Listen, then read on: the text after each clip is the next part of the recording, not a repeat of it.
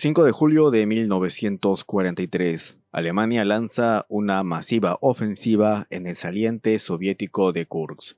Para este potente ataque que, según Hitler, sería un faro de luz que ilumina el mundo, el Führer mandó a la batalla a sus tropas más experimentadas y totalmente equipadas. La doctrina de la guerra total, anunciada por Goebbels en enero de ese año, ha movilizado toda la maquinaria y recursos de la nación para este fin. Mientras que en el alto mando los mariscales y generales más habilidosos van a liderar este ataque. Manstein, Kluge, Model, Hoth, Hauser, por solamente mencionar a algunos, tendrán la labor de dirigir a estas fuerzas.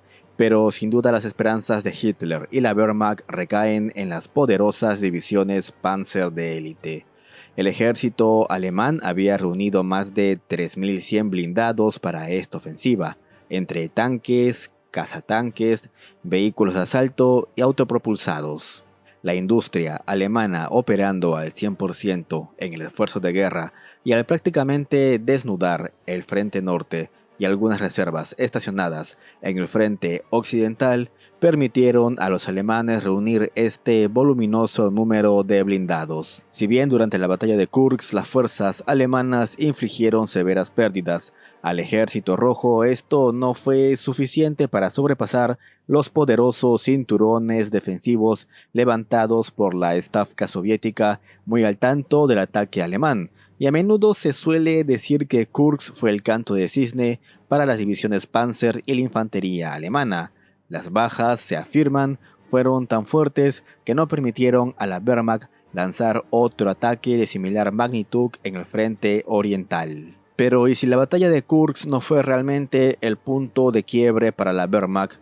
Desde luego las pérdidas alemanas de blindados y tropas siempre se hacían sentir, ya que la industria del Reich no podía operar a la misma velocidad que la soviética o estadounidense, que eran ampliamente más eficaces. Según el historiador alemán Roman Tuppel en su obra Kursk 1943, la cual por cierto recomiendo bastante leer, la Wehrmacht perdió de manera definitiva cerca de 350 blindados y más de 50.000 hombres en 2 semanas de ofensiva en el saliente, del 5 al 20 de julio, que es cuando la Wehrmacht se repliega a los puntos de partida de su ataque, cediendo todo el terreno ganado. Esas fueron las pérdidas alemanas. Esta cifra no es un estimado, es el número exacto en base a todas las fuentes contemporáneas disponibles. Solamente como un dato complementario, el frente soviético de Voronezh reportó la pérdida de más de 1.571 blindados, mientras que el frente central hizo lo mismo reportando 554 pérdidas. En total, el ejército soviético reportó la pérdida de más de 2.100 blindados y 260.000 hombres durante su fase defensiva del saliente en Kursk. Sin embargo, hubo una batalla en la cual la Wehrmacht sufrió un número más elevado de bajas en tanques y hombres que en toda la fase ofensiva de la batalla de Kursk. La ofensiva soviética en el Donbass fue realmente una trituradora de tanques y tropas para el ejército alemán. Aquí el ejército rojo ocasionó severas pérdidas a la Wehrmacht. Solamente para adelantarles un ejemplo, el desesperado contraataque del segundo cuerpo Panzer SS contra la cabeza de puente soviética en el río Meuse, realizado el día 30 de julio, se saldó con una victoria pírrica alemana, eliminando parcialmente la amenaza en esta zona, pero cobrándose la pérdida de 38 blindados. En un día de combate, el segundo cuerpo Panzer SS perdió 38 de los 220 blindados que había reunido para su contraataque, y en una semana esta cifra aumentaría a 90.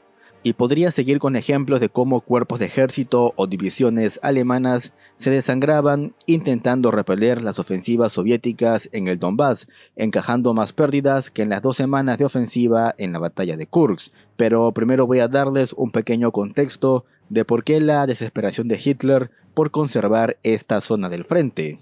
Con el estancamiento de la ofensiva alemana en Kursk, Hitler dirigió su atención a la zona del Donbass, donde, según informes, el frente del sudoeste, conformado por 4 ejércitos soviéticos, al mando del general Malinovsky, se preparaban para atacar al primer ejército Panzer del general von Mackensen. Al mismo tiempo, estos informes también confirmaban que el frente sur del general Tolbukin estaba reuniendo ingentes fuerzas para atacar las posiciones alemanas a lo largo del río Meuse. Con estos ataques los soviéticos buscaban recuperar la cuenca del Donets de importancia económica e industrial crucial y al mismo tiempo obligar a los alemanes a desviar fuerzas de la zona del frente Belgorod-Kursk para próximas ofensivas.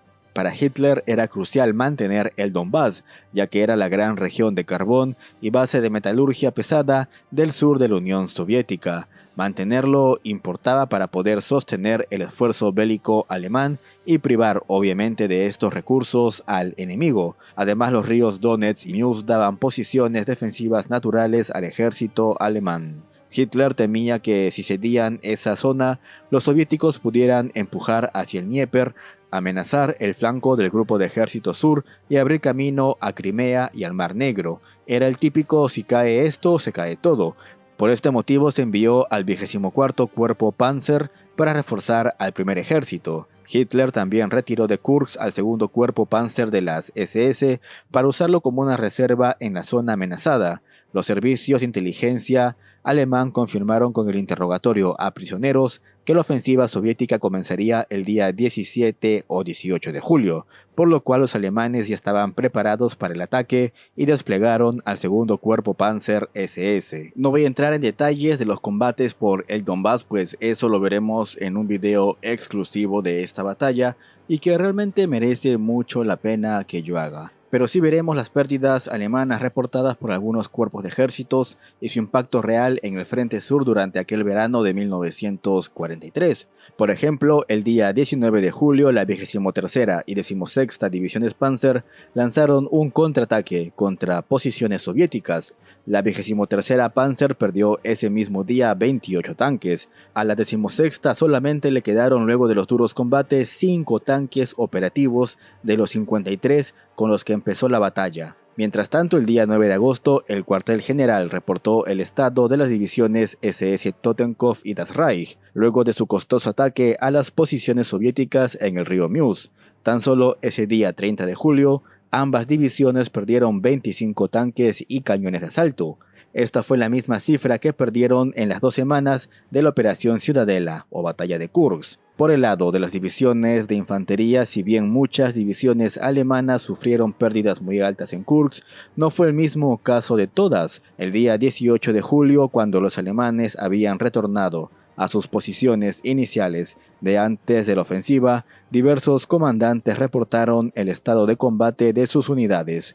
Los generales de las divisiones 11ª y 3ª Panzer, así como las divisiones Das Reich, Totenkopf y Großdeutschland, informaron al cuartel general del Cuarto Ejército que sus divisiones eran capaces aún de realizar cualquier acción ofensiva.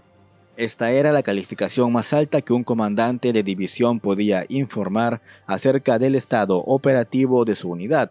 Si la batalla de Kursk fue aquella que destruyó el potencial alemán, ¿cómo es que 3 de sus divisiones, que fueron la punta de lanza del ataque, serían catalogadas como capaces de realizar cualquier acción ofensiva? Ahora también tengo que mencionar a la división Leibstandarte, que sí, sufrió pérdidas muy grandes, pero ni siquiera así sería catalogada como no apta para el frente. Se le calificó como capaz de cualquier acción defensiva y parcialmente ofensiva. Aún hay más pruebas que la Wehrmacht no sufrió bajas inusualmente elevadas durante la batalla de Kursk en comparación a las batallas defensivas que siguieron en el Donbass.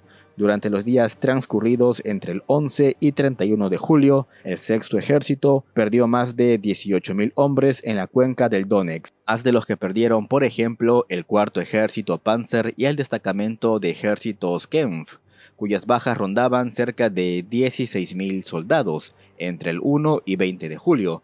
Estos mismos ejércitos tuvieron durísimas pérdidas durante la fase ofensiva soviética. Por ejemplo, el destacamento Kempf, llamado posteriormente Octavo Ejército, entre el 11 y 31 de agosto, encajó 23.500 bajas. Si vemos el caso del segundo ejército Panzer, este perdió más de 35.000 hombres entre los días 21 y 31 de julio. Ningún ejército alemán sufrió tantas bajas en un lapso de entre 10 a 20 días como el segundo ejército Panzer.